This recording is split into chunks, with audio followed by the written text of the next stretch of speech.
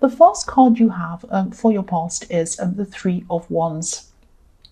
So obviously this is the card of waiting. Everyone knows that. So yes, I'm seeing you waiting. I'm seeing you waiting in this card. I'm seeing, well, you're not in this card, but I'm seeing you waiting. I'm seeing you waiting. You're waiting to hear from someone. That's what I'm seeing. And yes, this could have been really causing some stress for you, actually. Really stressful, really waiting for someone. I'm seeing it was probably causing you a lot more stress than it should have been, actually. But you're really, really wanting to hear from this person. It could have been a love situation, because I'm seeing, this red cloak on this man. So obviously you're very passionate about wanting to hear from them. You wanted to hear from them. You felt passionate toward this person.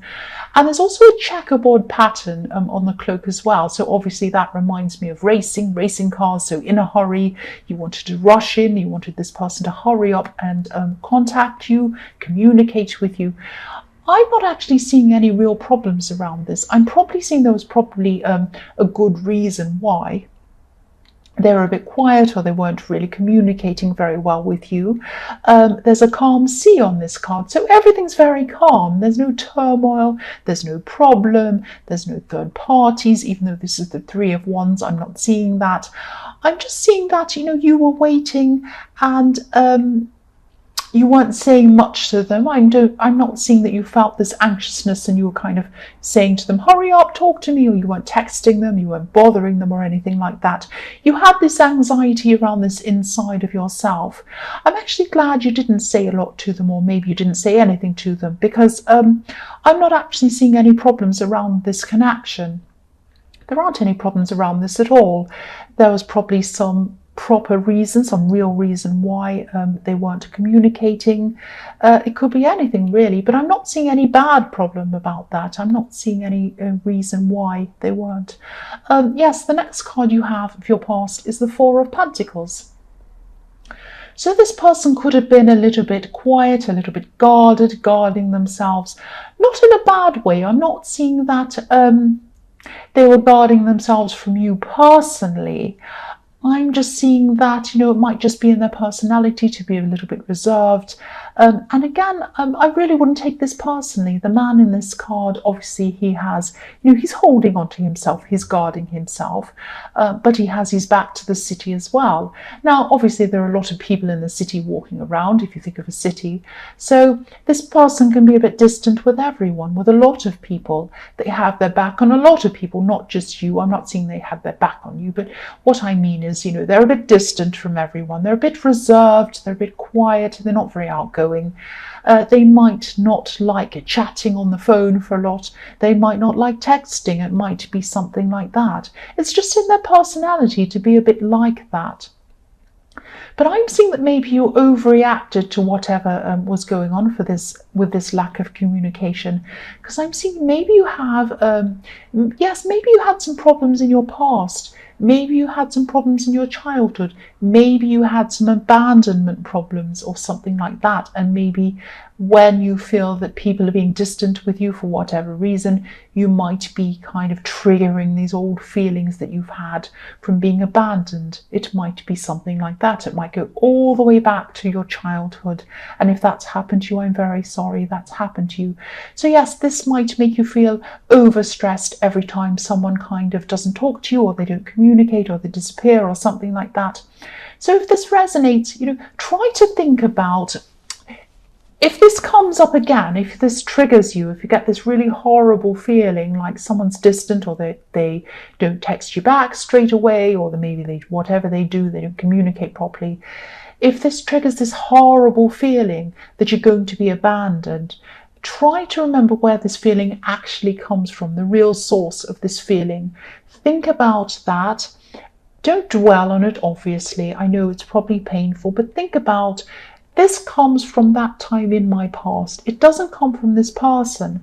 So I have no reason to think that this person is going to abandon me. So think about it logically. Don't just feel the horrible feeling and feel all horrible and start panicking. Feel the feeling, think about it, and then step back from it and think about it logically and think about where that comes from. That's what I'm seeing now. So the last card you have for your past is, yes, the devil, the horrible, ugly, old, nasty devil. Yes, I hate this card. What I'm seeing in this card is I'm seeing a project. I'm seeing some kind of thing you're working on. It might be a business project, a business venture or something.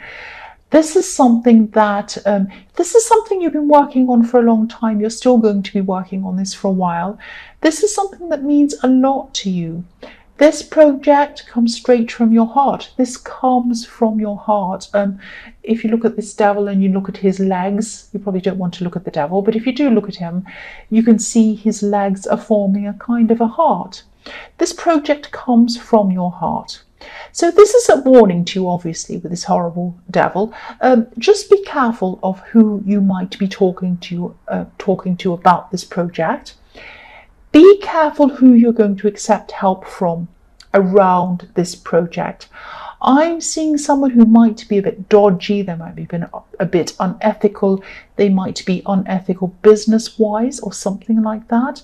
This might be someone who comes around who says to you, oh, you're working on this, are you? Well, I know I have a lot of contacts in the business world, and I know that if you're looking for, say, a publisher, or you're looking for an agent, or you're looking for someone, they can, oh yes, I know this person, oh, I've been to LA, I know this and that. Yes, this person is basically talking out of somewhere. It's not their mouth, let's say that. So I don't want to make you feel paranoid again. I don't want to make you feel worried about everyone that's around you. I don't want you to be looking over your shoulder thinking, oh, this person's going to do something to me and I have to be careful and watch my back. No, don't feel like that. You'll know when this person comes around you. You'll know this is a dodgy person. This is someone who you don't want to be around. Again, if it sounds too good to be true, obviously it is. Follow your instincts. I know you have very strong instincts. Please follow them. And if you do that, you'll avoid this person. The first card you have for your present is the High Priestess. So yes, you have high instincts. Very, very, very strong instincts. I'm saying High Priestess and high and strong instincts. I'm tired. Yes, I'm tired. So yes, the High Priestess, you have strong instincts. The High Priestess is all about instinctiveness, spirituality, following your higher self, following your instincts, all of that kind of thing. So yes, you have good instincts and you're very wise as well, like the High Priestess. So I'm sure you're going to be aware of what's going on when this dodgy devil person comes your way. You'll be able to recognize them straight away, I'm sure of that. I'm also seeing someone who you're very close to, who hasn't been around you, and now they are around you. This is probably a friend. And I'm seeing you're spiritually close to this person. Spiritually, I can't talk. This is how tired I am. Yes, you're very close to this person spiritually. So you have a spiritual connection, a very strong connection with this person. It's like, you can communicate with this person almost without words. It's like you can communicate with them. You might be thinking a thought, they're thinking the same thought. You might you might think about them and then they call you. It might be that kind of connection that you have with them. So it goes beyond words. This is a very special person to you. This is a very special connection. Yes, you connect on a very, very deep level. And the other thing I'm also looking at on this card is the Moon card. And I was seeing a similar thing in another reading. But yes, I'm seeing the same kind of thing in this reading. If you look at the moon at the bottom of this card, the moon influences the tides. So obviously the tides come in and out depending on the moon, whatever the moon's doing. So this person could have been in and out of your life a bit, actually. So when they're out of your life, when they're in your life, whatever happens, you're still very spiritually close to this person. You have this very strong connection with them. And you might even feel a closer connection with this person when they're not physically around you. That might be the case. But yes, they have been in and out of your life. And this is a very special person, and I think they're always going to be in your life, always. The next card you have for your present is the Five of Wands. So yes, I'm seeing some competition around you with this card, and this could be in the workplace or something work related. Now, yes, there's good competition and there's bad competition. There's healthy competition and there's petty, jealous, silly competition, which is what I'm seeing this is about. Because when I look at this card, I see immaturity, I see children doing some kind of silly fighting in the playground, that kind of thing. I'm seeing numbers as well when I look at this card. Numbers, vast numbers, lots and lots of numbers. I'm seeing figures, numbers. People are trying to they're trying to have some kind of competition around numbers. They're trying to get better scores, better bonuses, better something to do with numbers, or something like that. I'm seeing bragging, I'm seeing jealousy around this, all of this kind of thing. Now, you don't want to have anything to do with this kind of messiness. Look how messy this card is. This is the messy card. And I'm seeing you trying to rise above this. You don't want to join into this kind of rubbish. Yes, I have a lot of theories about numbers and how people are so attached to numbers, humans are attached to numbers, and how they're actually irrelevant. They have an obsession with numbers. A lot of people do. I won't talk about that now, but yes, if you want to hear a bit about my theory on numbers, ask me in the comments. I might do a video on that at some time. But anyway, I won't talk about that now. But yes, this is irrelevant, this silly this silly kind of obsession, obsession with numbers. And yes, you're rising above that. And it's funny because if you look at the High Priestess is right above this card, this Five of Wands. So the High Priestess is rising above this silly, petty Five of Wands card. And that's what you're doing. You're rising above that. So it's very telling that this happens to be situated above that card. So the last card you have for your present is the Eight of Pentacles. So yes, look at that. You're keeping your head down. You're not getting involved in any of this craziness. I'm also seeing you working on this project in the Devil card, this personal project that means a lot to you personally. I'm seeing you trying to perfect things, crossing things out, fixing up mistakes, changing things around, working very carefully as well as hard. You're working very carefully on this project, and you're going to be transformed. You're going to be transformed by this project when it's finished, and it's going to transform you. It's going to send you in a totally different place. And you're going to really, really rise above everything that's worldly even. It's going to be really an amazing spiritual transformation for you as well. That's what I'm seeing. And that's another reason why you're not interested in what's happening in the Five of Wands. But you're not interested anyway. I'm not either.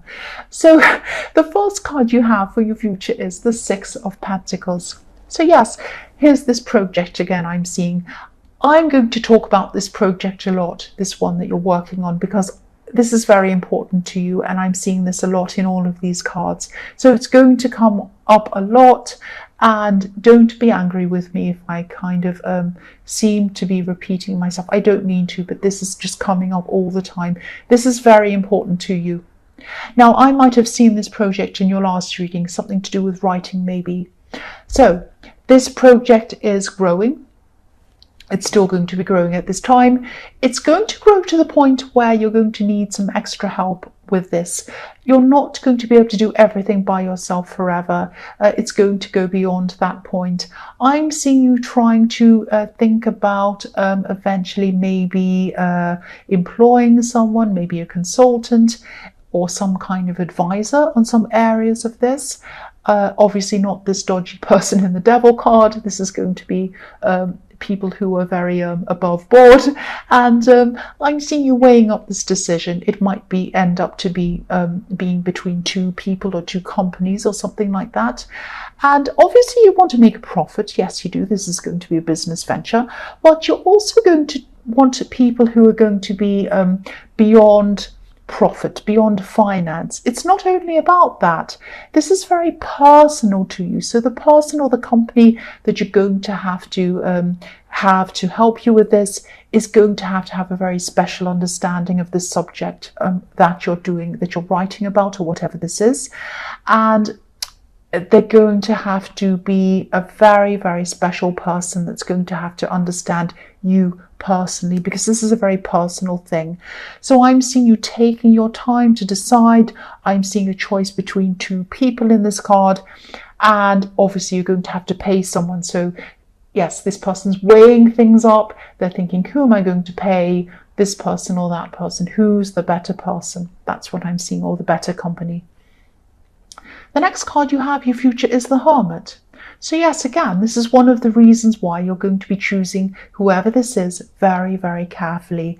Again, this has a deep connection to you. This is a very personal project. It's very, very, very, it's like it's at the heart of you. That's what I was seeing in the Devil card.